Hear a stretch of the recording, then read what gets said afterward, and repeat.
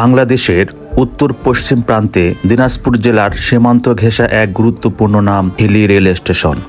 এই স্টেশন শুধু ইট পাথরের স্থাপনা নয়, এটি বহন করে ইতিহাস, যোগাযোগ আর এক গভীর বেদনার স্মৃতি। ব্রিটিশ আমলে নির্মিত হিলি রেল স্টেশনটি ভারত বাংলাদেশ রেল যোগাযোগের একটি গুরুত্বপূর্ণ কেন্দ্র। একসময় এই রেলপথ দিয়ে মানুষ, পণ্য আর সম্ভাবনার যাতায়াত হতো অবিরাম। দেশভাগের পর সীমান্তের কাঁটাতারে অনেক পথ বন্ধ হয়ে গেলেও হিলি রেল স্টেশন টিকেছিল এক জনপদের নীরব সাক্ষী হয়ে। এই হিলি রেল স্টেশনকে ঘিরে রয়েছে এক বেদনাময় ইতিহাস। 1995 সালের 13 জানুয়ারি শুক্রবার রাত 9:15 রেল ক্রসিং এর উদ্দেশ্যে স্টেশনের 1 নম্বর লাইনে দাঁড়িয়েছিল গোয়ালন্দ থেকে পার্বতীপুরগামী 511 নম্বর লোকাল ট্রেন। এর কিছুক্ষণ পর সৈয়দপুর থেকে খুলনাগামী 748 নম্বর আন্তনগর সীমান্ত এক্সপ্রেস ট্রেনটি একই লাইনে ঢুকে পড়ে। এই সময় ঘটে যায় ভয়াবহ মুখোমুখি সংঘর্ষ, অনেক লোক নিহত হয়। সেই ইতিহাস এখনো মনে পড়লে স্থানীয় লোকজন আতঙ্ক হয়ে পড়ে।